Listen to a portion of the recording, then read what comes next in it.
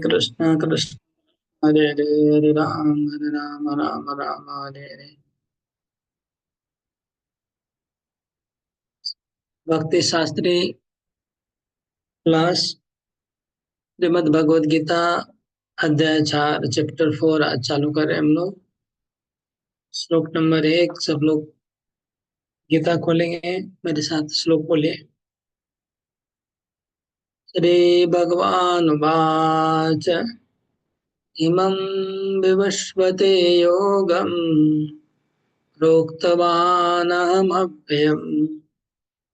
विवस्वान्मनवेत्राः मनोरिक्ष्वा कवे ब्रवीत्।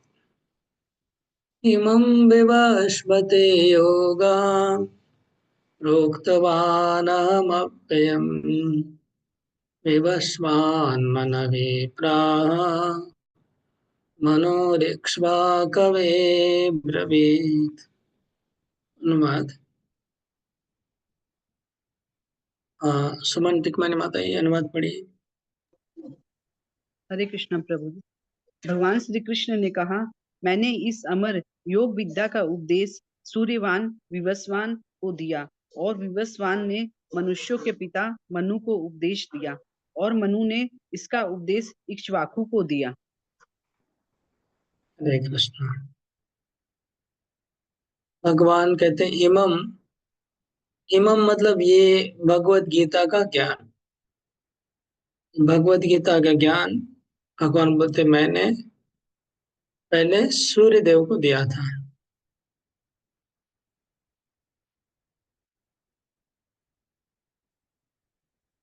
सूर्यदेव का जैसे हमारे पृथ्वी पे जैसे भारत का प्राइम मिनिस्टर होता है, अमेरिका का प्राइम मिनिस्टर है, सब बड़े बड़े देशों का एक प्राइम मिनिस्टर होता है, प्रेसिडेंट होता है। इसी प्रकार जितने भी ग्रह हैं आकाश में हम देख रहे हैं, जितने भी ग्रह प्रभुपाद जी बोल रहे हैं, सभी ग्रह पे कोई ना कोई एक राजा है।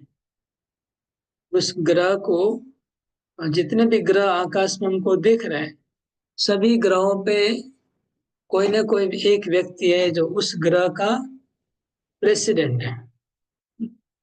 तो सूर्य लोक का जो प्रेसिडेंट है उनको हम लोग वैसे सूर्य नारायण बोल की पूजा करते हैं, लेकिन एक्चुअली वहां पर जो है उनका नाम है विवस्वान। वो एक पोस्ट है, इसलिए उधर नाम होता है उसका। वो सूर्य तो पोस्ट है एक, लेकिन उस पे जो राज करता है उसका नाम विवस्वान है। इसी प्रकार चंद्रमा ये जो राजा है उनका नाम सोम है। इस तरह बुध है, बुध के भी एक राजा है, उनका नाम बुध ही है। और गुरुवार है, गुरु ग्रह है, बृहस्पति ग्रह है, उधर उनका नाम बृहस्पति है। शुक्र है, जितने भी ग्रह आकाश में दिख रहे हैं, जितने भी तारे सप्तर्षि हैं, ध्रुव तारा पे ध्रुव महाराज का राज है। सप्तर्षि लोकों में 7 ऋषियों का राज है।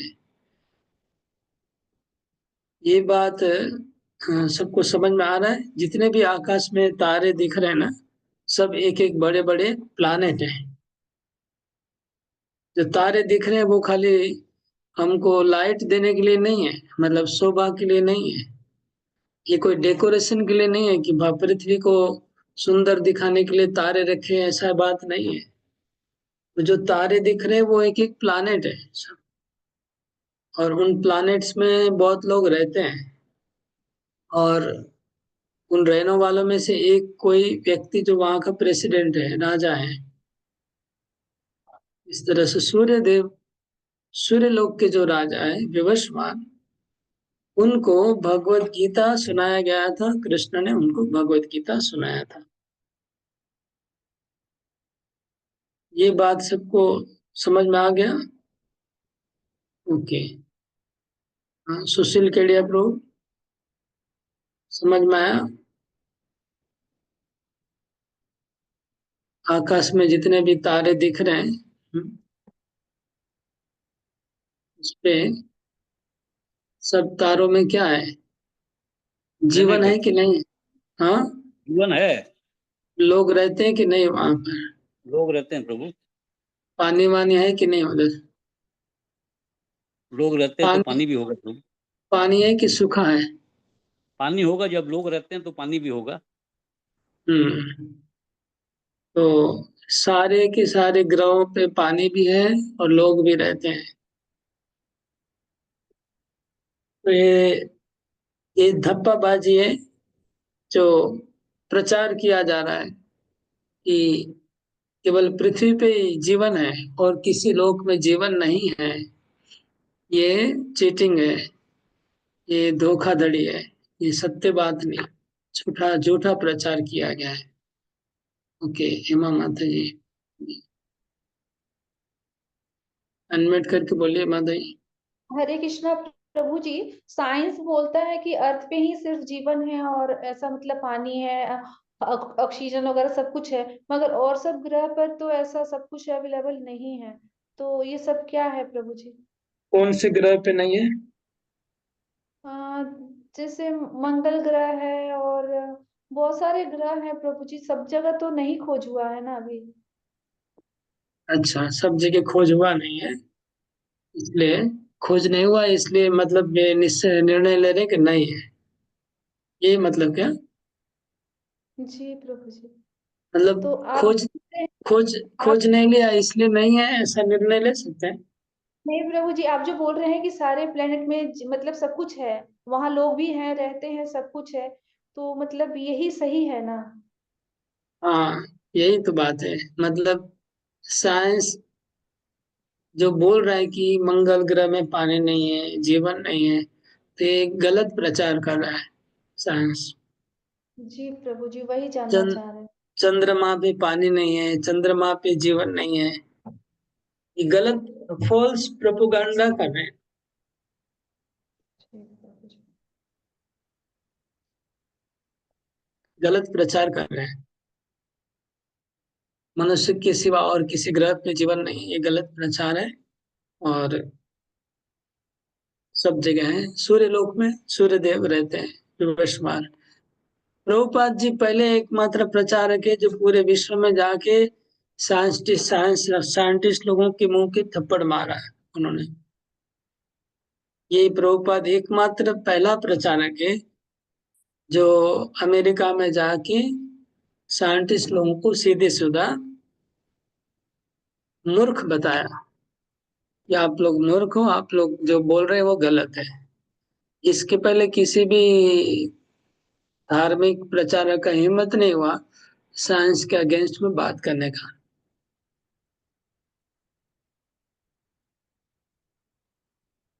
ओके, तो अभी सूर्य देव को भगवान ने ज्ञान दिया। सूर्य देव ने गीता का ज्ञान मनु को दिया। मनु भी दूसरा प्लानिट है, मनु का और एक प्लानिट है, उस प्लानिट पे मनु रहते हैं, वो सूर्य देव के पुत्र हैं, उनका प्लानिट अलग है। उनको भी सूर्य देव ने मनु को ज्ञान दिया।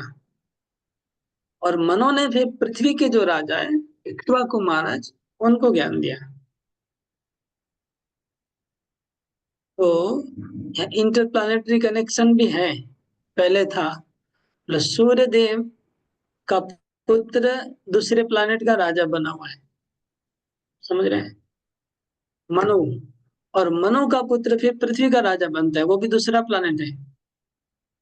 तो इंटर प्लानिटरी में ट्रैवलिंग का पहले तो चलता रहा था, नहीं तो सूर्यदेव मनु को कैसे ज्ञान देंगे, और मनु इक्ष्वाकु को कैसे ज्ञान देंगे? इसका मतलब एक प्लानिट से दूसरे प्लानिट में आना जाना पहले था। और इक्ष्वाकु राजा पृथ्वी पे, उनके वंश में जितने भी राजा हुए, सब राजा लोग एक के बाद एक जो सबने गीता अध्ययन किया। प्रभु जी, और एक तो बात मुझे थोड़ा समझ में नहीं आया था कि ये जो गीता जो है, अभी जो भगवान श्री कृष्ण अर्जुन को जो दे रहे हैं, वो अभी का है, लेकिन ये यहाँ पर लिखा हुआ है कि मनु को ये सूर्यदेव जो गीता का बताया था, गीता के बारे में, और मनु जो उनको अपने पुत्र को बताया, तो ये बहुत करोड़ों साल पहले की बात है। और ये मतलब अर्जुन को दिए हैं कुछ पहले। ये क्या गीता बहुत पहले से ही क्या मतलब है हाँ, प्रभु उसका जी? हम अभी चर्चा करेंगे, उसका ठीक भी हम है। चर्चा करेंगे। आप तात्पर्य में आइए सब लोग।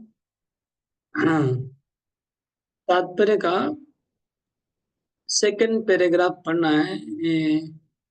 हाँ, पढ़िए। नेक्स्ट कौन? आप ही है, पढ़िए। हेमा माता पढ़िए सेकंड पैराग्राफ। इस मनवंतर में सूर्यदेव विश्वास, यहीं से प्रभु जी ना?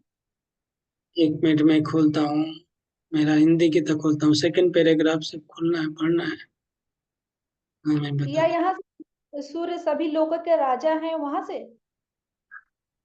नहीं, इस समय कलयुग के केवल 5,000 वर्ष यहाँ से।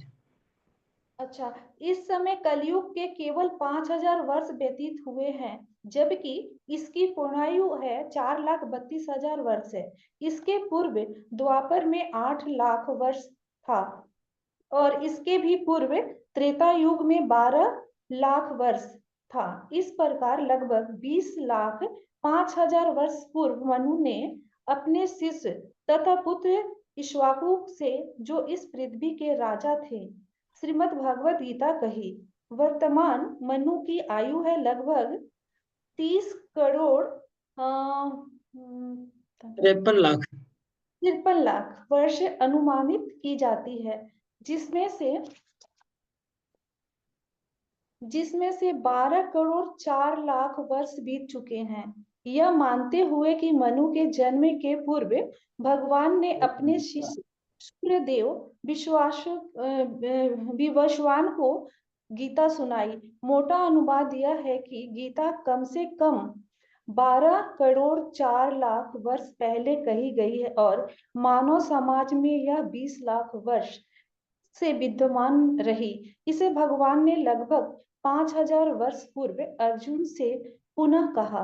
गीता। ओके, हरे कृष्णा। हरे कृष्ण। तो हम ये मैथमेटिक्स करेंगे। सब लोग अपना कागज कलम लीजिए, मैं आप लोग को मैथमेटिक्स थोड़ा करवाता हूँ। थोड़ा मैथ्स भी कर लीजिए, बहुत बहुत साल हो गया नहीं किए होंगे। जिसके पास कैलकुलेटर है, कैलकुलेटर खोलिए मोबाइल में, उससे भी हो जाए।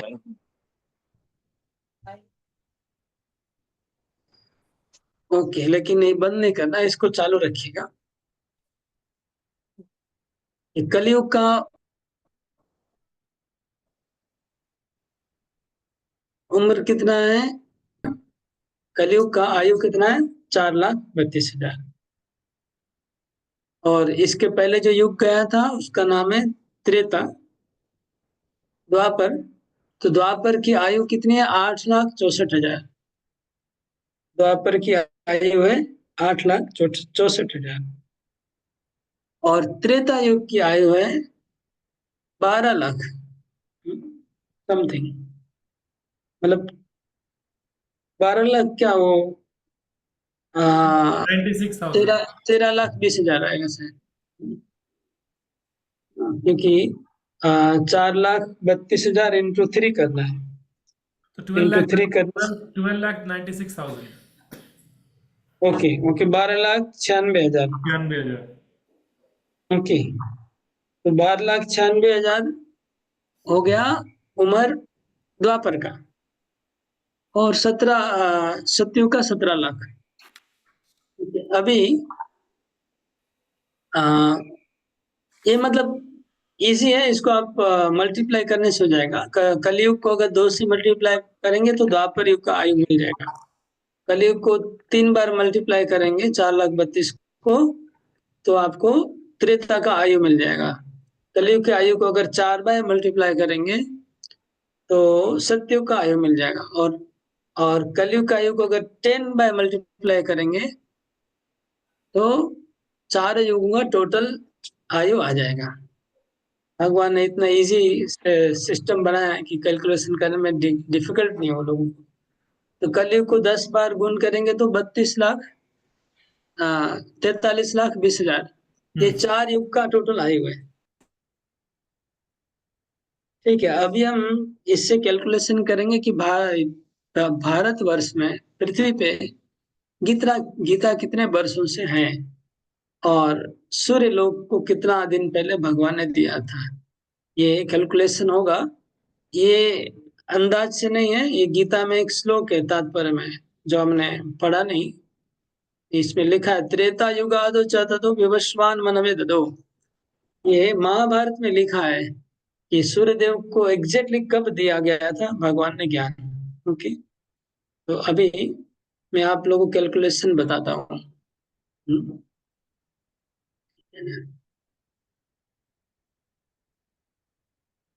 देखिए अभी कौन सा मनवंतर चल रहा है, अभी कितना नंबर मनवंतर चल रहा है, कितना नंबर है, कमेंट में लिखिए जिनको पता है। कितना नंबर मनवंतर को नंबर लिखिए चैट बॉक्स में, कौन सा नंबर मनवंतर चल रहा है वर्तमान में, याद है किसी को?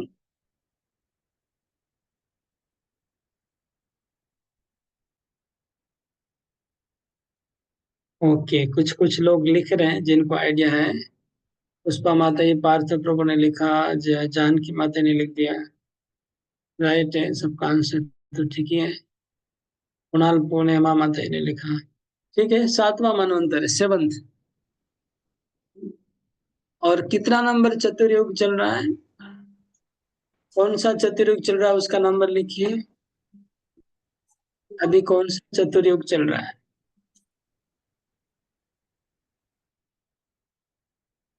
राजकुमार जायसवाल 4, कुणाल गुप्ता बोले 4th, चौथा चतुर्युग चल रहा है। जानकी जायसवाल चौथा चतुर्युग।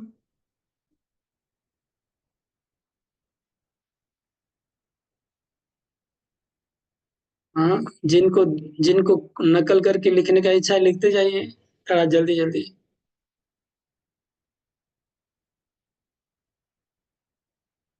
ओके, तो नकल करने वाले सब गलत हो गए। 28वां चतुर्युग, 28 नंबर चतुर्युग चल रहा है। तो मनु की टोटल आयु है 72 चतुर्युग, 72 चतुर्युग टोटल। लेकिन इसमें से आधी आयु उसकी बीत चुकी है, कितनी? 28। अभी बहुत इजी है, 4,32,000 इंटू 28 करिए। आपके पास कैलकुलेटर होगा तो 4,32,000 करिए और इंटू 28 करिए, कितना आ रहा है?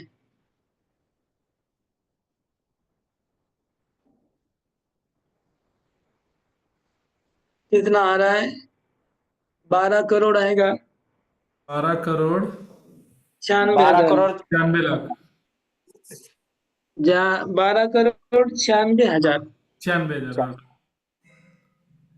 तो अभी, हाँ ठीक है, 12,96,000 मनु महाराज का उम्र हुआ है।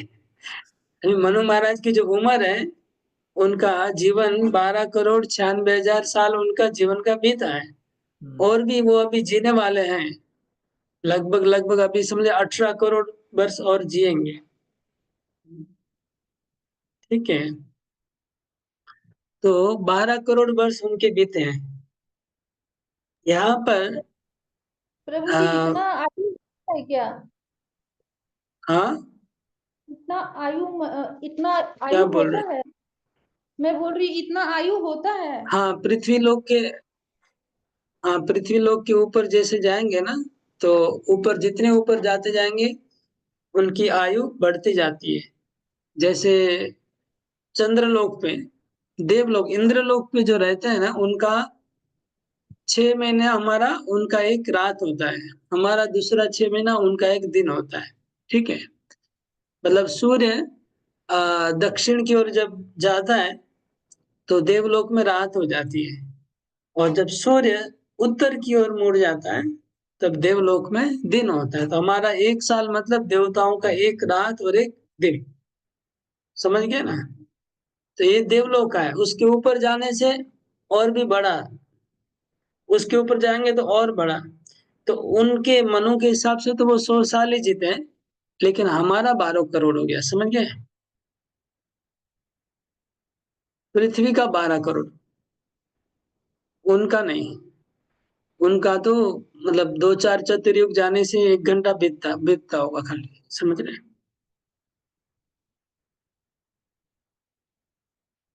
प्रभु जी क्लियर? चतुर्युग का क्या हुआ? चतुर्युग का 43,20,000। प्रभु जी मनवंतर और चतुर्युग क्या होता है, मुझे अभी तक समझ में नहीं आया, इसलिए मैं आंसर नहीं दे पा रही हूँ, समझ भी नहीं पा रही हूँ। अच्छा, मैं समझाता हूँ। अभी अभी समझने का कोशिश करिए, मैं समझाता हूँ, ठीक है? ध्यान से सुनिए। तो ये पृथ्वी के ऊपर 7 लोक है ना? भूलोक, भूवरलोक, स्वर्गलोक, उसके ऊपर जनलोक, महरलोक, तपलोक और सत्यलोक। सबके ऊपर सत्यलोक है, ब्रह्मलोक। तो जितना ऊपर आप जाएंगे उनका लाइफ ड्यूरेशन बढ़ता जाता है, ठीक है? जितना ऊपर जाएंगे उनका लाइफ ड्यूरेशन बढ़ता जाएगा। ये समझ में आ रहा है कि नहीं, पहले ये बताइए। प्रभु जी सरिता आ माता, रहा है। सरिता माता अनम्यूट करके बोलिए प्रभु जी फिर भी नहीं समझ में आ रहा है। ना। नहीं, आप ये क्लियर बात अभी बताएं, जो बिल्कुल बताया भी वो क्लियर समझ में। बता रहे हैं आप। अरे, कौन दूसरा बीच में डिस्टर्ब कर रहा है? अभी जितना बोला उतना समझ में आया कि नहीं? आगे का तो मैं बताऊंगा बाद में। जी जी जी अभी जो मैं बोला कि आपको ऊपर जितना जाएंगे आयु बढ़ता है, ये समझ में आया कि नहीं? जी प्रभु जी। जैसे हम लोग यहाँ पर जब आपके उधर बारिश के मौसम में शाम को लाइट के सामने बहुत कीड़े जमा होते हैं क्या? जी जी लाखों प्रभु। कीड़े। हाँ, वो कितना समय जीवन जीते हैं? कुछ पल के लिए। हाँ। तो वो हमारे सामने उनका जन्म होता है ना? जी और प्रभु। हमारे सामने उनका मतलब वंश परंपरा मृत्यु। भी बढ़ता है। हाँ। तो 8-10 जनरेशन हो जाता है, 5 सुबह तक। जी प्रभु जी। और सुबह पूरा प्रलय खत्म। हम्म। तो हम लोग देवताओं के सामने हमारा भी ऐसा ही हालत है, समझ रहे ना? अच्छा। देवता लोग देखते रहते कि मनुष्य लोग का जन्म हुआ और एक पल पल में सब मरने लगे, थोड़ा देर के बाद प्रलय हो गया, खत्म। पूरा मनुष्य जीवन ही खत्म हो गया। जी ऐसा प्रभु है। जी। अभी मैं आपको आयु का कैलकुलेशन बताता हूँ, सबको ध्यान से सुनिए। तो ऊपर से शुरू करूंगा, ब्रह्मा जी से, या नीचे से शुरू करूंगा? ऊपर से शुरू करता हूँ। तो ब्रह्मा जी का जो दिन है सबसे बड़ा दिन है, सबसे लंबा आयु ब्रह्मा जी का है, ठीक है ना? ब्रह्मा जी का आयु सबसे लंबा होता है। तो उनका एक दिन, ब्रह्मा जी का जो एक दिन है उसमें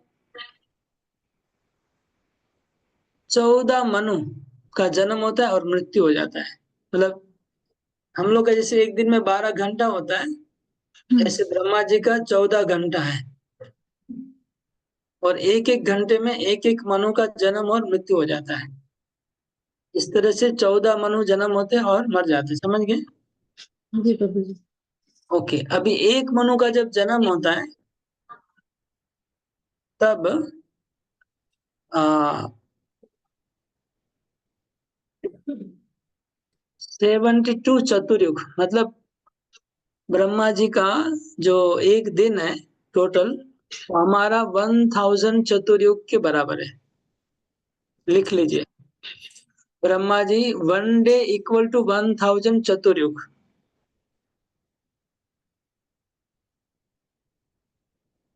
चतुर्युग। हाँ, चतुर्युग। अच्छा, नीचे से शुरू करते हैं। आप लोग पहले लिखिए कलयुग इंटू 4,32,000, ये लिख लीजिए। अच्छा, मैं भी इधर लिखता हूँ स्क्रीन शेयर करके, तो आप लोग को इजी हो जाएगा। आ,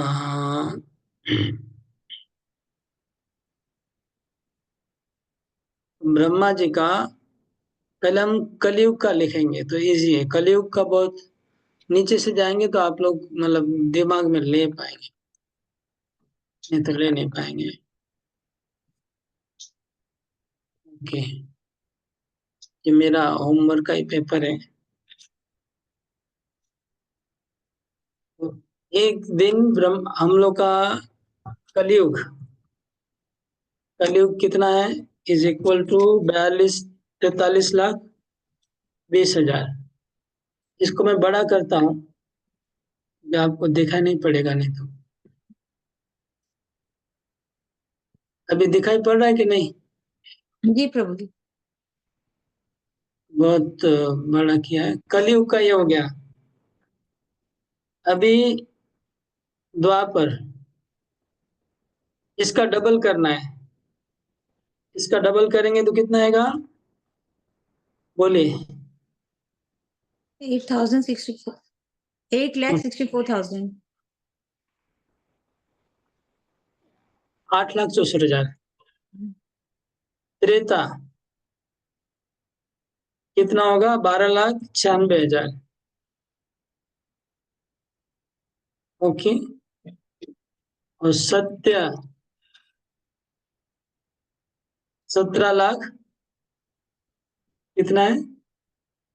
28,000। 28। हाँ।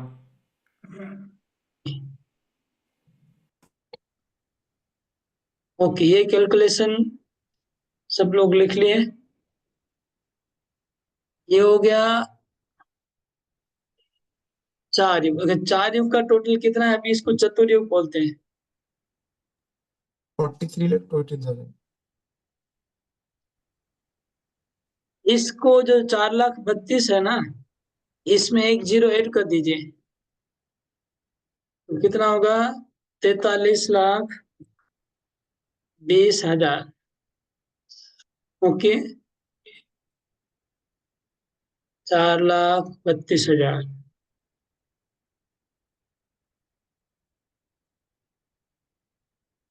अभी सरिता माते बताइए, एक चतुर्युग कितना बड़ा है? 43,20,000। ओके।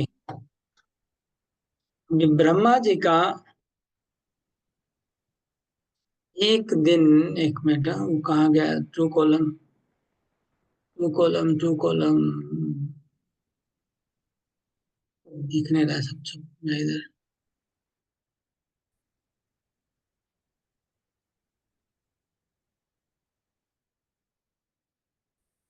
वर्ड में बहुत चेंज आ गया लगता है। Where is true column? नहीं दिख रहा है, ठीक है। How to make true column?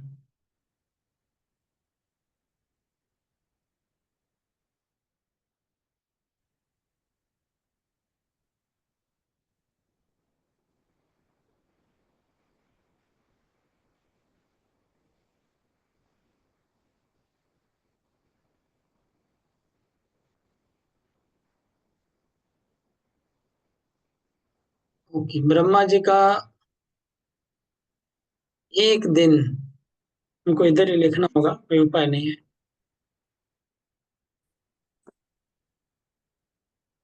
Brahma ji का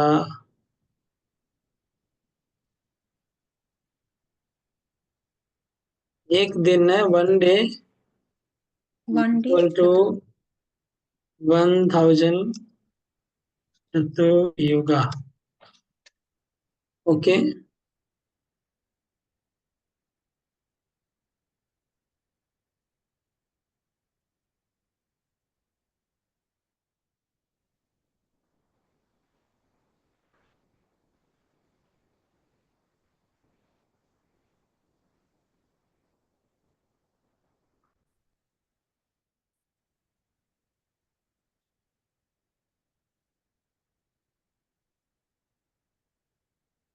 ब्रह्मा का 1 डे इक्वल टू 14 मनु, मतलब 1,000।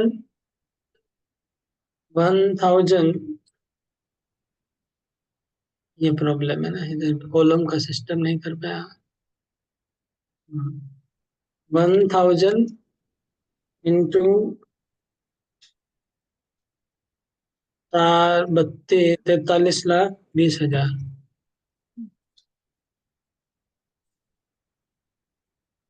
ये ब्रह्मा जी का टोटल आयु है। एक दिन का, ब्रह्मा जी का एक दिन में इतना वर्ष हम लोग का चला जाता है। तो इसमें 30 ऐड करना पड़ेगा, कर लीजिए। अभी इसको डिवाइड बाय 14 करिए। डिवाइड वाला बटन कहाँ गया है?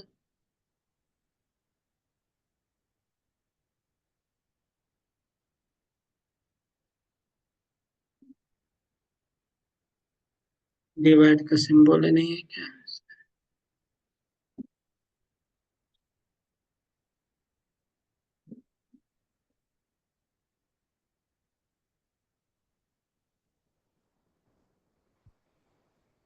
डिवाइड का सिंबल ही नहीं है। और इसको डिवाइड बाय 14 थ्री कर, जीरो एट 5714.857143 ये अमाउंट आ रहा है। इसको डिवाइड करने से ना। हाँ,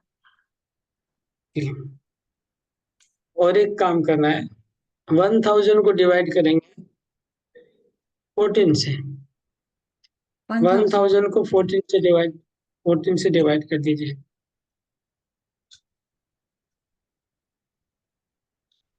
कितना आ रहा है?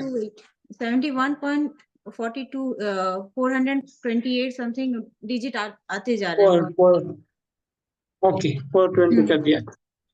तो एक मनु 71.4 चतुर्युग जीता है। ये समझ गया ना? तो प्रभु जी हम ये डिवीजन समझ में आया? 1000 से करेंगे ना? 1000 डिवाइड बाय 14 1000 से 14 किया, 1000 को 14 से डिवाइड किया मैंने,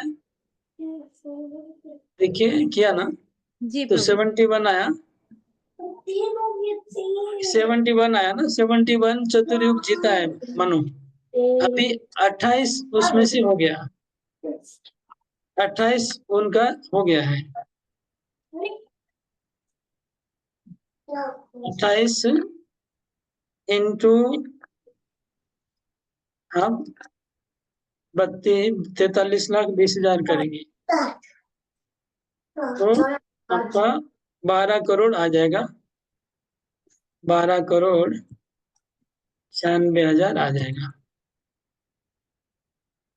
प्रभु जी मीन्स 28 एज उनका पार हो चुका है ना? हाँ 28 मनु का 28 युग पार हुआ है, दिन नहीं। युग। 72 युग जीते हैं। मतलब उनका, अगर उनका टोटल उम्र 72 ईयर का है तो 28 वर्ष हो गया। समझ रहे ना?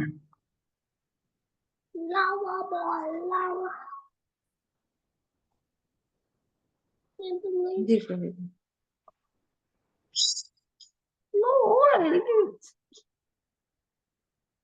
अभी एक चतुर्युग मतलब 4 युग हो गया।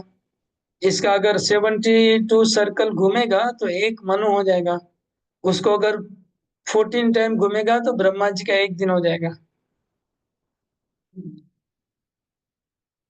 ऐसे ही ब्रह्मा जी का आयु अगर देखने जाएंगे तो ब्रह्मा जी अभी, इसी प्रकार ब्रह्मा जी 365 365 डे का उनका एक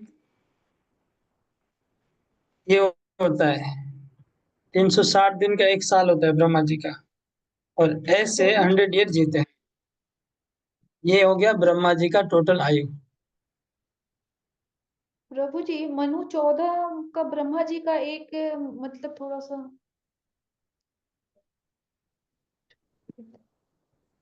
क्या समझ में नहीं आ रहा है? मनु का 14 युग है या माने जन्म है? 14 मनु है। 14 मनु मतलब 14 बार मनु जन्म लेंगे? 14 14 अलग अलग मनु हैं। अच्छा 14 मनु एक ब्रह्मा जी। एक ब्रह्मा का दिन में 14 मनु, मनु मतलब एक राजा हो गया, ठीक है। जी 14 जी राजा लोग राज करते हैं। जी प्रभु जी। अच्छा। मनु एक राजा है, तो तो ये एक ही 14 साथ मनु। प्रभु जी, हाँ 14 मनु एक ही साथ राज करते हैं?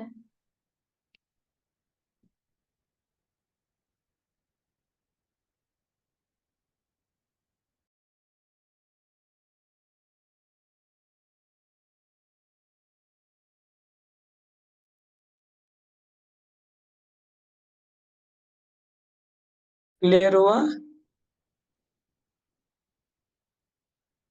अभी क्लियर हुआ कि नहीं? जी प्रभु जी। जी प्रभु जी, क्लियर हुआ। मतलब सुबह से लेके शाम तक एक एक मनु, ब्रह्मा का एक दिन में 14 मनु है, तो सुबह से शाम तक एक एक मनु आते और जाते हैं। समझ में आया कि नहीं?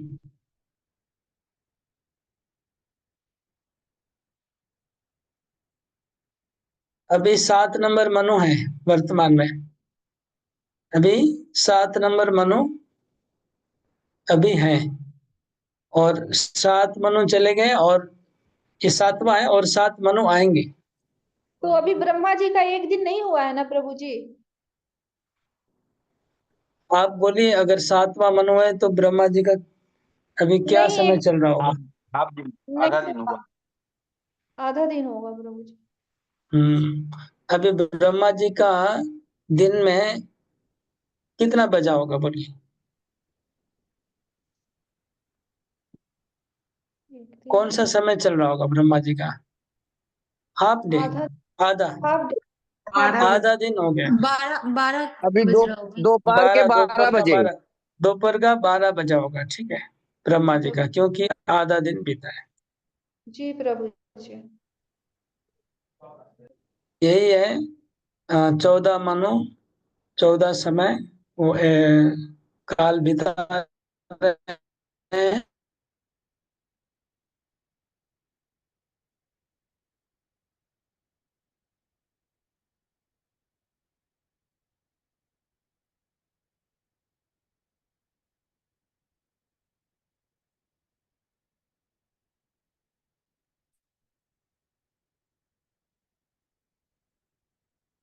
और इसे भी खा लिया। आना चाहिए, तो हम लोग का दिन सुबह सूर्योदय के समय चालू होना चाहिए, और सूर्यास्त के समय खत्म होना चाहिए। लेकिन ये वेस्टर्न कल्चर घुस गया इंडिया में, और मध्य रात को शुरू होता है हम लोग का दिन, और मध्य रात को फिर खत्म होता है। ये वेस्टर्न कल्चर है। एक्चुअली हम लोग का जो वैदिक कैलेंडर है, उसमें प्रहर होता है। प्रथम प्रहर सुबह होता है सूर्योदय के समय, दूसरा प्रहर, तीसरा प्रहर, चौथा प्रहर, तो 4 प्रहर होता है दिन में, 4 प्रहर रात में होता है। 2 प्रहर हम लोग दोपहर बोलते हैं ना, दोपहर मतलब क्या, 2 प्रहर बीत चुका। 2 प्रहर बीत चुका, इसलिए हम लोग बोलते हैं भी दोपहर हो गया। दोपहर है छे बांग्ला में बोलते हैं, हिंदी में बोलते दोपहर हो गया। दोपहर हो गया मतलब 2 प्रहर बीत चुका और 2 प्रहर बाकी है। तो हमारा वैदिक कैलेंडर में टाइम का गणना सुबह से ही होता है, तो उसके हिसाब से ब्रह्मा जी का अभी 7 बजे है, और 14 बजेगा तो रात चालू हो जाएगा। रात को 7 मतलब मिडनाइट, समझ गए?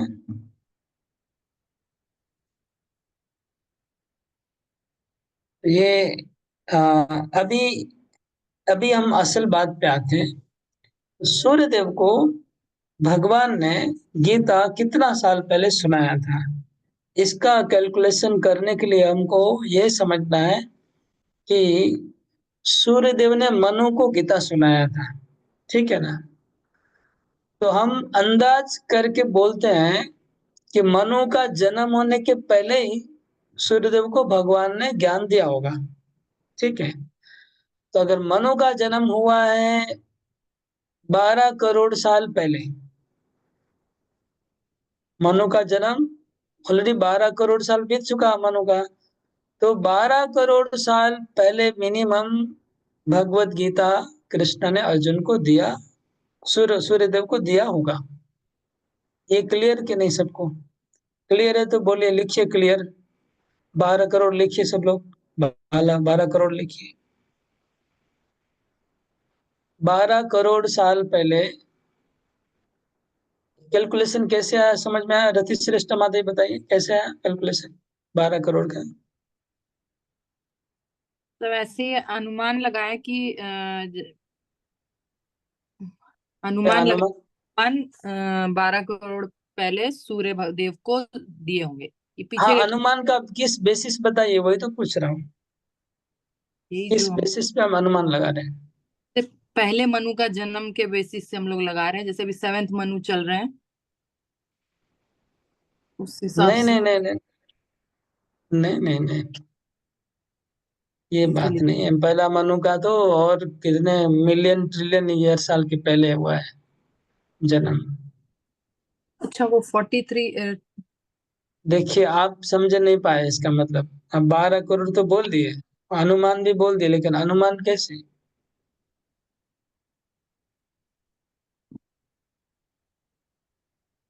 हम्म। सुशील केडिया को बताइए, ये सूर्यदेव को भगवान ने कितना साल पहले गीता सुनाया?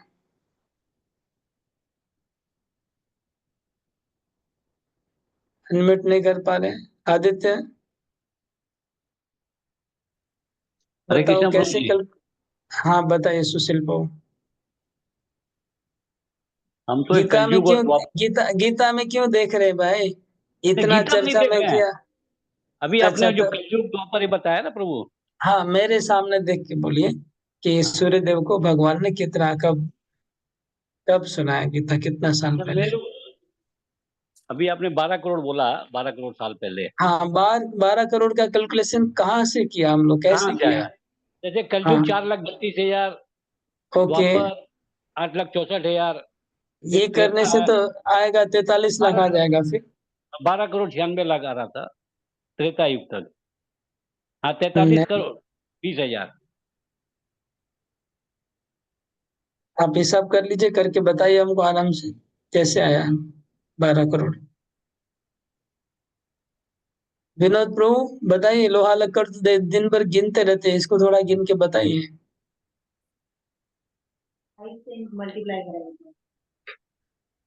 बहुत 12 करोड़। अपने आप को बिजनेस करते समय बहुत होशियार समझते हैं ना, बहुत अच्छे से हिसाब करते हैं, तो इसका हिसाब बता तो सिंपल तो है। 12,96,00,000 आ रहा है। अरे, इधर कुछ मैथमेटिक कुछ है नहीं, खाली दिमाग लगाना है, कॉमन सेंस से बात करना है भाई। 12 करोड़ कैसे आए?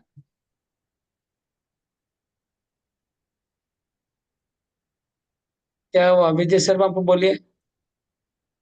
प्रभु जी, अभी जो 7वां मनवंतर है और उसमें 28वां चतुर्युग जो चल रहा है, उसके उससे हम चतुर्युग जो जितना भी चतुर्युग है उसका कैलकुलेशन करके 28 से इंटू करेंगे, इससे आएगा, गुना करेंगे तो आ जाएगा। ठीक है। हाँ, लेकिन ऐसा क्यों कर रहे हैं आप? कोई कैलकुलेशन क्यों कर रहे हैं, ये मैं पूछ रहा हूँ। ठीक है, वो तो समझ गया कि आप 28 ऐसे चतुर्युग का कैलकुलेशन करने से 12 करोड़ आता है, वो तो मैंने करवाया। लेकिन वाह, मनु का आयु जो है 72 चतुर्युग है, ऐसा आप ही तो बताया, इसी हिसाब से करेंगे। ओके ठीक है, 72 चतुर्युग तो है, तो 72 कैलकुलेशन कर सकते हैं। 28 क्यों कर रहे हैं? 28 28 28 क्योंकि अभी 28 समय बीता है इसलिए। ठीक है, तो 28 मनु का आयु तो 28 चतुर्युग समझ गया, लेकिन गीता को क्यों 12 करोड़ बता रहे हैं? गीता से क्या कनेक्शन है मनु का, ये बोलना है। प्रभु जी मैं बोलूं? पार्थ मलिक को, हाँ, प्रवीण को प्रभु जी, बताइए। एक्चुअली गीता सूर्य भगवान को दिया गया था। जो मनु की आयु हम लोग के 12,96,00,000 है, तो ये तो मनु के पहले सूर्य भगवान को दिया गया था। तो उस हिसाब से मतलब अनुमानित ये किया गया कि गीता का उम्र 12 करोड़ से भी ज़्यादा, मतलब 12,96,00,000 मनु की जो आयु आई थी एक्चुअली। एक चतुर्युग मतलब आपका 43,20,000। तो ब्रह्मदेव का एक दिन में आपका हम लोग 14 मनु क्रॉस कर रहे हैं, तो उस हिसाब हाँ से हाँ वो डिटेल कैलकुलेशन की जरूरत नहीं है, वो लॉजिक का ही हमको चाहिए था। लॉजिक ये है कि मनु का ही आयु अगर हाँ हमको 12 करोड़ 96 लाख आ रहा है, तो ये तो गीता मनु के पहले सूर्य भगवान विवासन को दिया गया था, इसलिए। प्रभु ये राइट, ब्रह्मांड का हिसाब से हो रहा है। बोलिए पार्थ मलिक को, आप क्या बोल रहे हाँ, वो सूर्योदय पहले विवस्वान ने मनु को इक्ष्वाकु को दिया, तो इस ब्रह्मांड का हिसाब से मनु का हिसाब कैलकुलेशन हो रहा है 43,20,000 इंटू 28, जो अभी 28 चतुर्युग हुआ है, 71 या 72 में 28 चतुर्युग हुआ है, उसी हिसाब से कैलकुलेशन हुआ 12,96,00,000। क्यों क्यों तो क्यों 28 क्यों कैलकुलेशन कर रहे हैं? वो तो मनु का आयु है, हम तो बात कर रहे सूर्य देव को गीता का ज्ञान कब दिया गया था, इससे क्या कनेक्शन है? इस ब्रह्मांड का हिसाब से पहले सूर्यदेव को दिया था, तो सूर्यदेव राइट, फिर विवस्वान को दिया, और विवस्वान फिर मनु को दिया, तो उसी हिसाब से ये कैलकुलेशन हो रहा है। इस ब्रह्मांड का हिसाब से कैलकुलेशन है। इस ब्रह्मांड का हिसाब से तो ब्रह्मा जी का आयु तो बहुत ट्रिलियन ट्रिलियन ईयर बीत चुका है। आप ठीक से बताइए, आप जो बोल रहे हो वो ठीक है, ये मानता हूँ मैं, 28 चतुर्युग और इंटू 43, ये तो ठीक है, 12,96,00,000 आ गया। लेकिन गीता अर्जुन कृष्ण ने सूर्यदेव को कब दिया, इसका आपको क्या बोल रहे, कब दिया? हरे कृष्णा प्रभु जी, ये तो हाँ बोलिए। मनु की आयु 12,96,00,000। अरे सूर्यदेव तो मनु के पिता थे, तो उनसे पहले उनको दिया गया ज्ञान। बस यही तो सिंपल लॉजिक में मांग रहा हूँ, यही बोल रहा हूँ। मैं बोलूंगा कि आपके लड़के का उम्र अभी 12 साल है, और मैंने आपकी शादी में एक गीता गिफ्ट किया था, तो मैंने कितना साल पहले गीता गिफ्ट किया होगा, बोलिए। आपका एक लड़का है, उसका 12 साल हो गया उम्र, और मैंने आपका शादी में गीता गिफ्ट दिया था, तो आप कितना साल पहले पकड़ेंगे गीता प्रभु जी दिया होगा? 13 साल हाँ, समय, 13 साल। मिनिमम 13 है ना, मिनिमम 13 ना, जी हाँ, प्रभु जी, मिनिमम 13, मतलब 13 से ज्यादा हो सकता है, कम नहीं है कि नहीं? यस, जी हाँ, प्रभु जी, अगर आपका बच्चा शादी के 5 साल बाद अगर जन्म हुआ होगा तो 18 साल हो गया। जी लेकिन 12 से कम तो कभी नहीं हो सकता है क्या? नहीं नहीं प्रभु, नहीं, तो यही बात हम बोल रहे हैं कि मनु का जन्म हुआ है, 12 करोड़ साल हो गया, और जी मनु के पिताजी को सूर्यदेव को भगवान ने गीता का ज्ञान दिया।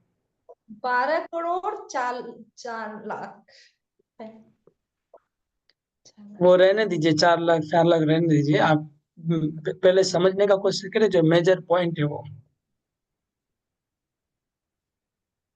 तो मनु का जन्म के पहले ही उनके पिताजी को दिया होगा, ये अनुमान है, क्योंकि अगर मनु के जन्म के बाद देते कृष्ण गीता ज्ञान, तो फिर मनु को भी कृष्ण से मिल जाता ज्ञान, फिर उनके पिताजी मनु को ज्ञान नहीं देते। यहाँ लिखा है कि सूर्यदेव ने उनके पुत्र को गीता का ज्ञान दिया, इसका मतलब उनके पुत्र के जन्म के पहले कृष्ण ने दिया है, तो मिनिमम 12 करोड़ पहले, अभी 25 करोड़ पहले भी हो सकता है, समझ रहे हैं? 25 करोड़ साल पहले भी हो सकता है, लेकिन यहाँ अंदाज करें कि 12 करोड़ साल मिनिमम पहले गीता का ज्ञान सूर्यलोक में था। गीता सूर्यलोक में गीता कब था? 12 करोड़ साल पहले था। पृथ्वी पे कब से है, कितना साल से है गीता? परवीन वो 5,000 साल पहले प्रभु। नहीं, हम वो पुराना गीता का बात करें, अभी तो नया गीता 5,000 साल हो गया। ओके ओके, पुराना गीता कब से है? 20 लाख 20 लाख, राइट। 20 लाख, तो हाँ, ये 20 लाख, 20 लाख। तो ये जो मनु 20 लाख है, इसका कैलकुलेशन कैसे आया? ये 20 लाख का मनु ने इक्ष्वाकु को दिया था, जो हाँ, दापर और त्रेता का जो कैलकुलेशन है 12 लाख और 8 लाख, उसी हिसाब से 20 लाख हो गया, और कलियुग का 5,000 हुआ, तो 12 लाख 20 लाख 5,000 आप हो गया। कैलकुलेशन करने में तो एक्सपर्ट है। आप लोग तो इंश्योरेंस का पैसा कैलकुलेट करते रहते हैं।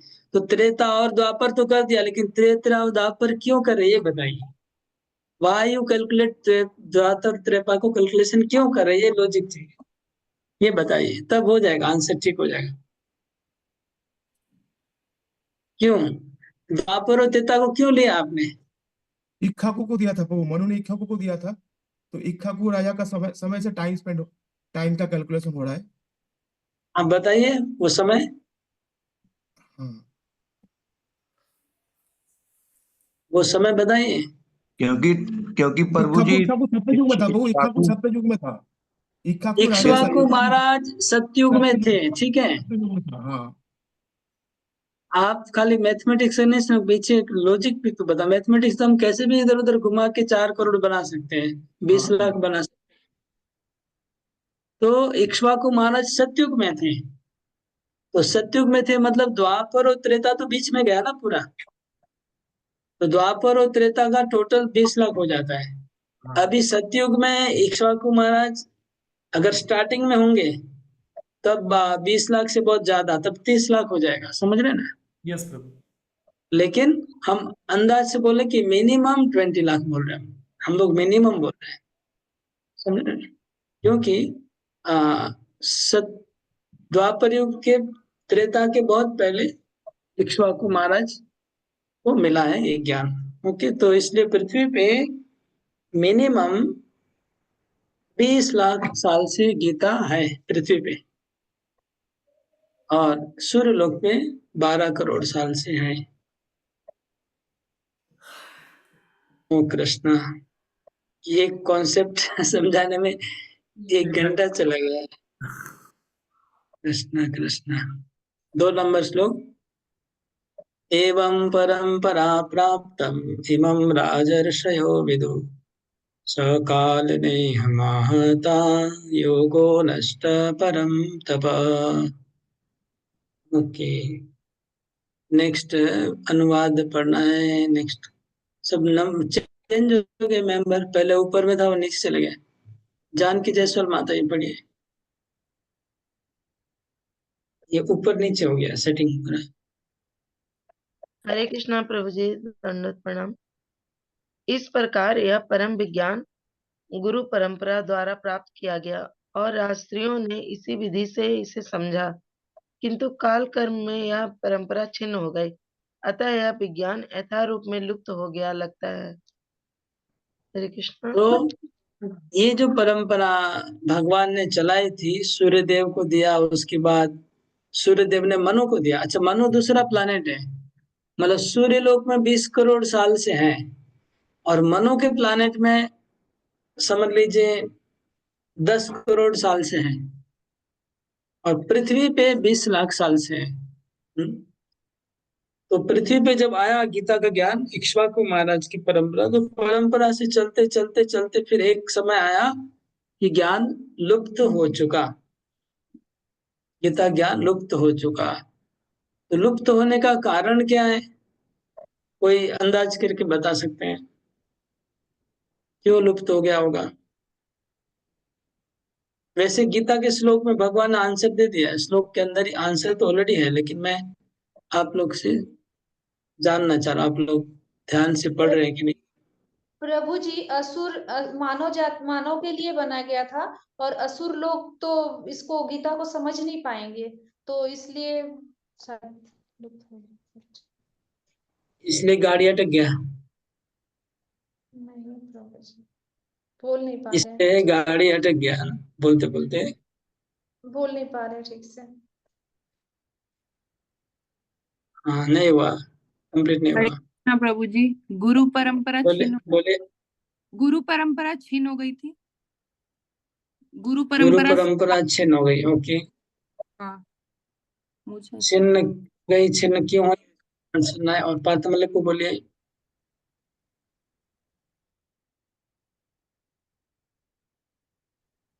बोले बोले पाथ। काल का प्रभाव से छिन्न हुआ, और गुरु परंपरा से भी छिन्न हुआ, तो मतलब जो गुरु परंपरा से चल चलते आ रहा है, मतलब उसमें क्या हुआ, भगवान कृष्ण ने जैसे बताया था सूर्यदेव को, तो उन्होंने क्या हुआ, गुरु परंपरा से चल रहा है, तो कुछ घटा होगा ज्ञान, तो घटते घटते घटते घटते वो एक समय जीरो हो गया काल का प्रभाव से।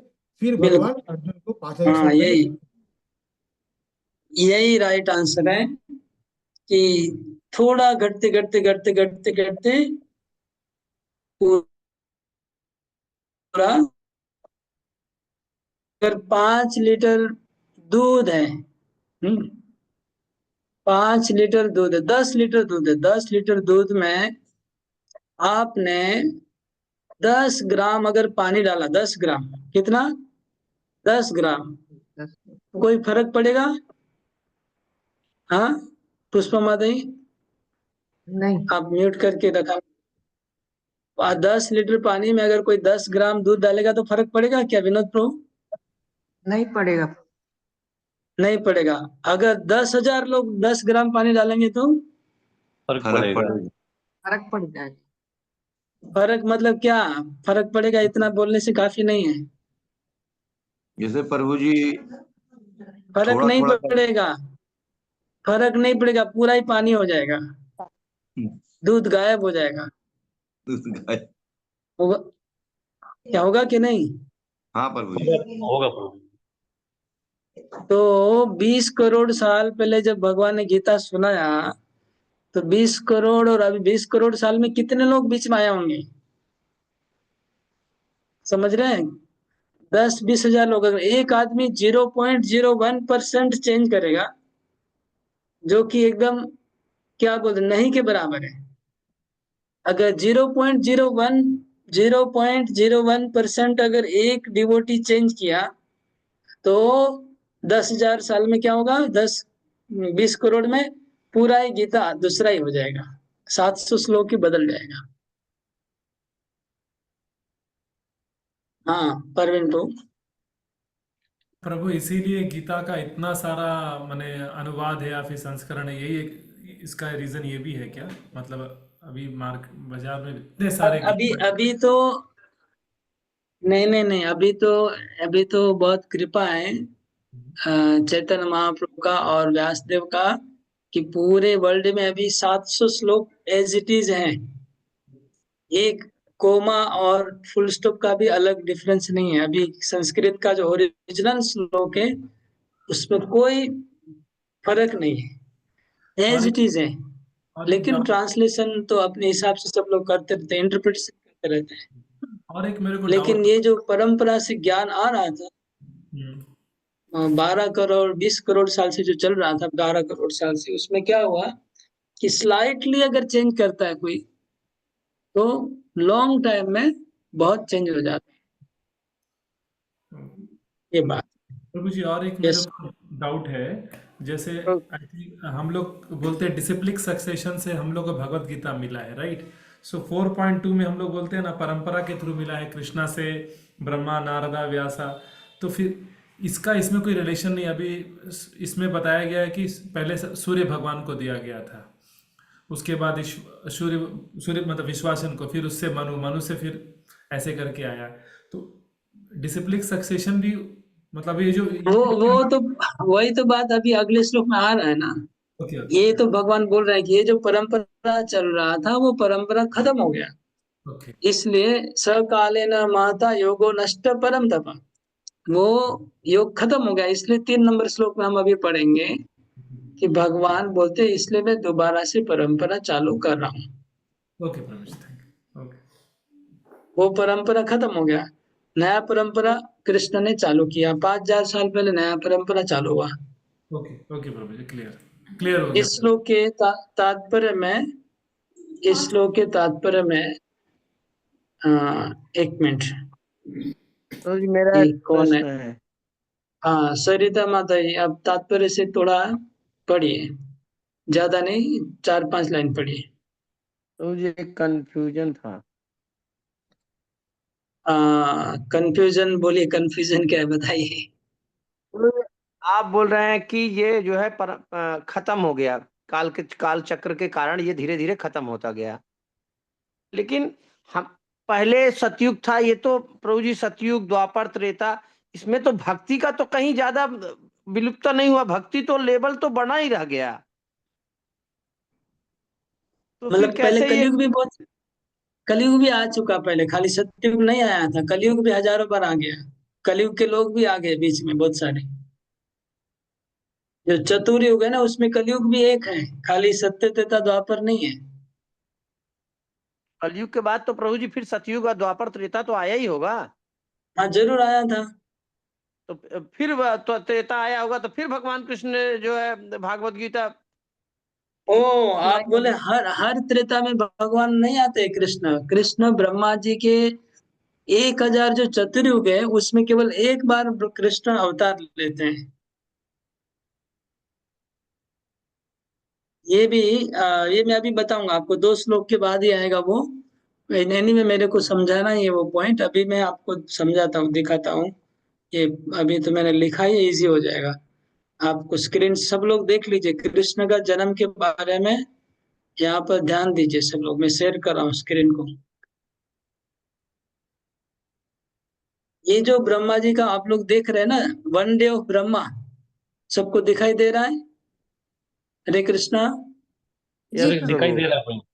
प्रभु जी ओके, दिखाई वन डे पड़ रहा। में 1000 चतुर्युग है, और ये ब्रह्मा जी का एक दिन है, ठीक है। तो ब्रह्मा जी का एक दिन कितना बड़ा है आप लोग को पता चल गया, ये रहा कैलकुलेशन यहाँ पर। ब्रह्मा जी का एक दिन, हाँ ब्रह्मा जी का एक दिन ये है, ठीक है। इसमें ब्रह्मा जी के एक दिन में कृष्ण ओनली एक बार आते हैं। Krishna appears only once. वो कब आते हैं? कृष्ण आते हैं 28 28 मनवंतर में आते हैं, ठीक है। 7th मनवंतर, 7th मनवंतर, 28 नंबर चतुर्युग।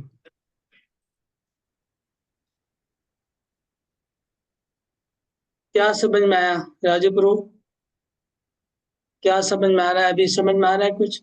कृष्ण ब्रह्मा जी का जो 1000 जो चतुर्युग है, उसमें जो 14 मनु है, उसमें 7 नंबर मनु के जब काल चल जाए, दोपहर का समय ब्रह्मा जी का, उस समय 28 नंबर चतुर्युग में कृष्ण आते हैं एक बार।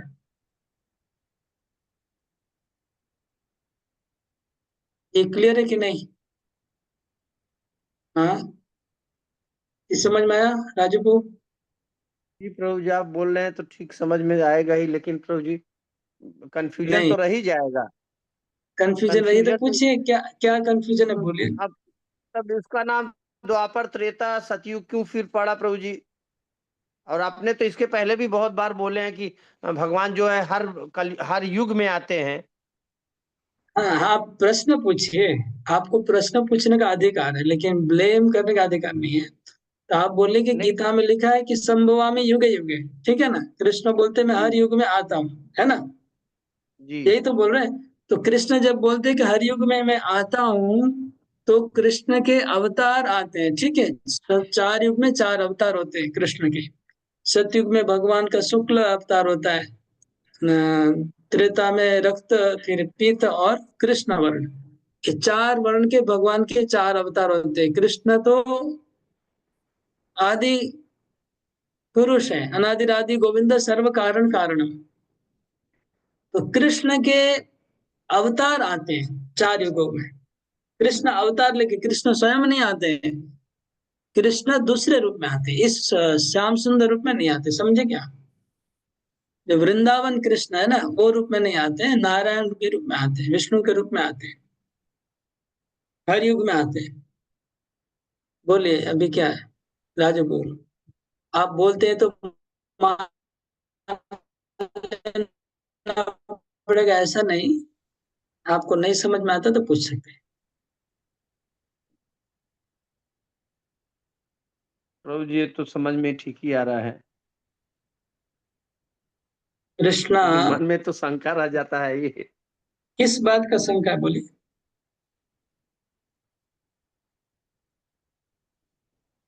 आपको हर विश्वास करना पड़ेगा, है ना।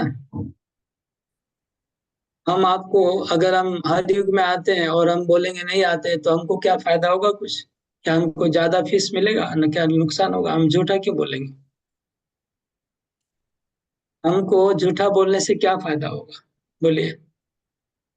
नहीं, एक ही चीज में दोनों आंसर दिया जा रहा है ना। एक तो पहला बात बोल रहे हैं कि हर युग में मैं आता हूँ, और दूसरा उसी उसी भगवत गीता में ही बोल रहे हैं कि भगवान जो है, तो उसमें थोड़ा सा कंफ्यूजन ये हो जा रहा है कि माने हाँ, कौन सा माने ज्यादा एक्यूरेट है। दोनों बात सही है, खाली आपको दिमाग थोड़ा और बहुत ज्यादा संसारी माया में डूबे रहते, तो इसलिए समझने में थोड़ा डिफिकल्टी हो रहा है। दिमाग थोड़ा काम कम कर रहा है, और कुछ नहीं। अगर कोई हम यंग कोई मतलब लड़का होता तो अभी फटाफट समझा देता मैं उसको 2 मिनट में। तो माया में ब्रेन थोड़ा कम डल हो जाता है। हम लोग एक बार पढ़े, हम तो मतलब अरे गहरे लोग तो है नहीं, सब शास्त्रों को निचोड़ के खा के बैठे हुए हैं। तो ऐसे झूठा मोटा बात नहीं बोलेंगे।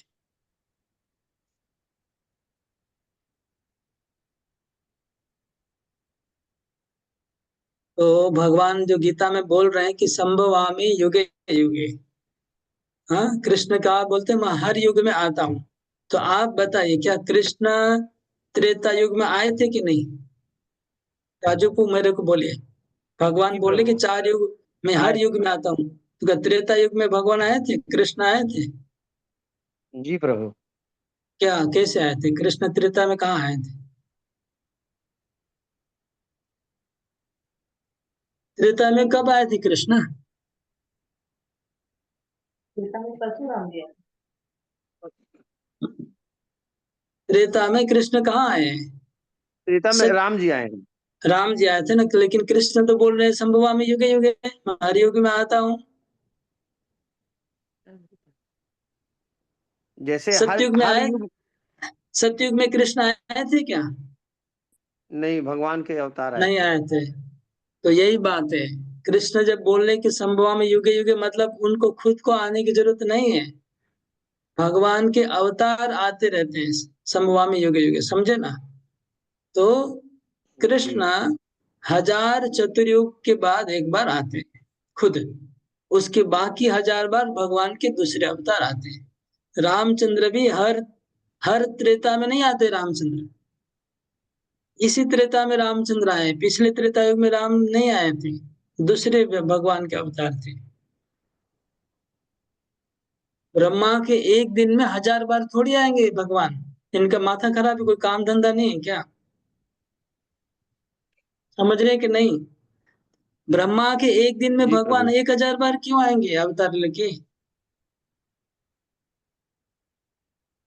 एक दिन में ब्रह्मा के 1000 बार भगवान आएंगे क्या? ब्रह्मा जी 1000 बार बछड़ा चोरी करेंगे एक दिन में? तो ब्रह्मा जी का फिर तो नींद वींद मतलब और कुछ कर ही नहीं पाएंगे, दिन भर इसको भटकना रह पाएगा। अगर 1000 बार कृष्ण आ जाए तो ब्रह्मा जी का हालत क्या होगा?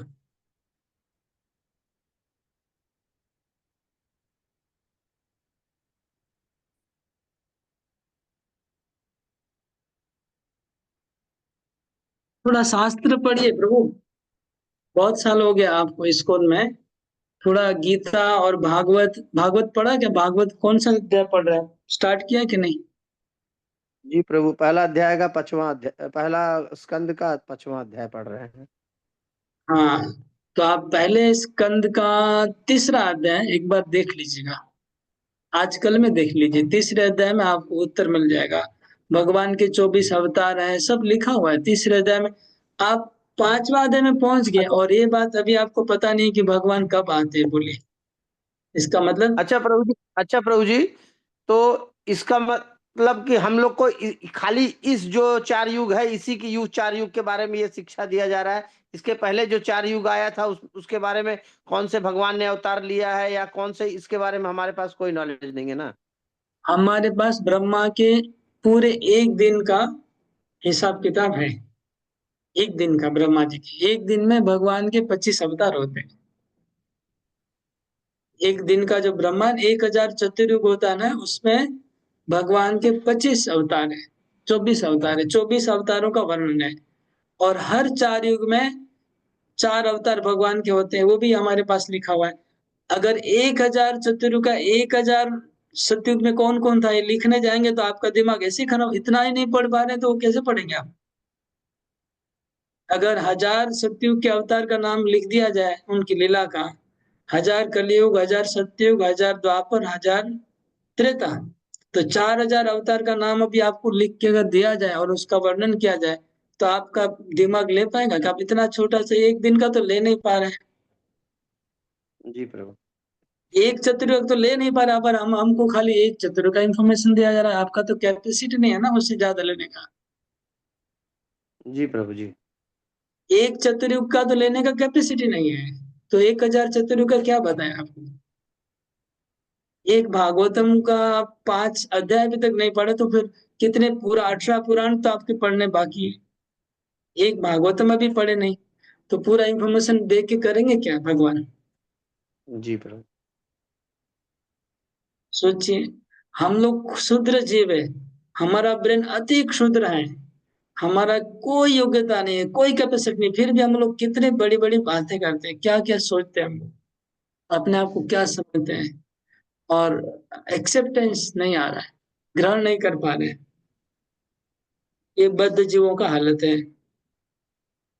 बद्ध जीवों का ऐसी दशा है, ऐसी हालत है। तो आप भागवत पढ़ चुके हैं, लेकिन ये बात आपको अभी भी समझ, का मतलब आपका जो स्टडी हुआ है भागवतम का, वो आप बिना समझे, बिना ऐसे ही पढ़े जा रहे हैं, लेकिन लगता है कुछ समझ नहीं रहे, बिना समझे पढ़े जा रहे हैं। नहीं तो उसमें बहुत, तीसरे अध्याय में पहले स्कंद के स्पष्ट रूप में भगवान के 24 अवतार का नाम है, वहां लिखा है कौन से युग में कौन से अवतार आते हैं, कृष्ण भगवान है, कृष्ण केवल एक बार आते हैं, सब कुछ लिखा है। ठीक है, तो ये आज हम लोग श्लोक दूसरा हम पढ़ रहे थे, 2 नंबर का श्लोक का डिस्कस हो रहा था कि इस तरह से ये जो परंपरा है वो चल रहा था। तो 2 नंबर श्लोक का तात्पर्य मैंने पढ़ने को बोला माता जी को, विजय शर्मा को पढ़िए, फिर बार बार चेंज हो जा रहे, अभी दूसरा कोई था इधर, अभी दूसरा कोई आ गया। यहाँ 3-4 लाइन पढ़ना है। यहाँ स्पष्ट कहा गया है कि गीता विशेष रूप से राजर्षियों के लिए थी, क्योंकि वे इसका उपयोग प्रजा के ऊपर शासन करने में करते थे। निश्चय ही भगवत गीता कभी भी आसुरी पुरुषों के लिए नहीं थी, जिनसे किसी को भी इसका लाभ न मिलता, और जो अपनी अपनी सनक के अनुसार विभिन्न प्रकार की विवेचना करते। अतः जैसे ही असाधु भाष्यकारों के निहित स्वार्थों से गीता का मूल उद्देश्य उच्छिन्न हुआ, वैसे ही पुनः गुरु परंपरा स्थापित करने की आवश्यकता प्रतीत हुई। 5000 वर्ष पूर्व। ठीक है, तो गीता किन के लिए कही, कौन गीता पढ़ता था? गीता विशेषतया किन के लिए है, किसके लिए, किनको पढ़ाने के लिए गीता कही जा रही थी? राज्य ऋषियों के लिए प्रभु जी, राजाओं के लिए। राजाओं के लिए, राजर्षियों के लिए। गीता स्पेशली राजाओं के लिए बनी थी। राजा लोग को गीता पर सुनाई जा रही थी। सूर्यदेव राजा थे, मनु महाराज राजा थे, इक्ष्वाकु राजा थे। तो राजर्षि की परंपरा से, क्यों? क्योंकि राजा लोग को अगर गीता का ज्ञान होगा तो वो समाज को ठीक से गाइड कर पाएगा, समाज को ठीक से ट्रेनिंग दे पाएगा। तो अभी जमाना उल्टा है, अभी सब हम लोग को पब्लिक को सिखाना पड़ रहा है, क्योंकि ऊपर के लोग गीता नहीं जान रहे हैं। ओके, श्लोक नंबर 3 करने से आज का लगभग थोड़ा सा क्लियर कंप्लीट होगा। सैवायं मया तेद्य योग प्रोक्त पुरातन भक्तोषि मे सखा चेति रहस्यम ये तदुत्तमम्। ओके, अनुवाद पढ़िए कविता केडिया माता जी। हरे कृष्ण प्रभु, दंड प्रणाम। आज मेरे द्वारा वही यह प्राचीन योग यानी परमेश्वर के साथ अपने संबंध का विज्ञान तुमसे कहा जा रहा है, क्योंकि तुम मेरे भक्त तथा मित्र हो, अतः तुम इस विज्ञान के दिव्य रहस्य को समझ सकते हो। तो भगवान बोलने की परंपरा नष्ट हो चुका था, सब खो गया गीता ज्ञान, इसलिए मैं दोबारा परंपरा चालू करने चाह रहा हूँ। और मैं इसके लिए पात्र निमित्त बनाना चाहता हूँ अर्जुन को। क्योंकि अर्जुन को क्यों बनाए? क्योंकि तुम भगत हो। तो भक्त हुए बिना भगवान का ज्ञान कोई समझ नहीं सकता। अगर भगवान को समझना है तो आपको भक्ति होना चाहिए, भगवान के प्रति श्रद्धा होनी चाहिए, भक्ति होनी चाहिए, मानता हो भगवान के बारे में कि भगवान असंभव को संभव कर सकते हैं, दुर्घटन घटन कर सकते हैं। भगवान अचिंत शक्ति संपन्न है। भगवान जो हम लोग कल्पना भी नहीं कर सकते हैं, वो सब भगवान में ऐश्वर्य ज्ञान सब हैं। म्यूट करके रखिए क्योंकि आपका से एको हो रहा है। कई बार बोला गया है, जैसे आपका काम खत्म हो जाएगा म्यूट कर दीजिएगा। भगवान बोल रहे हैं कि मैं अर्जुन को गीता क्यों सुनाए भगवान? क्योंकि तुम भक्त हो और मेरे सखा हो।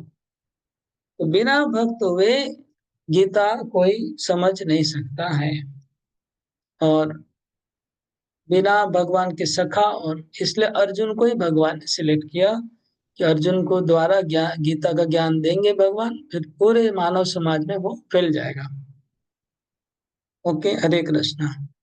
तो अभी किसी का कोई प्रश्न है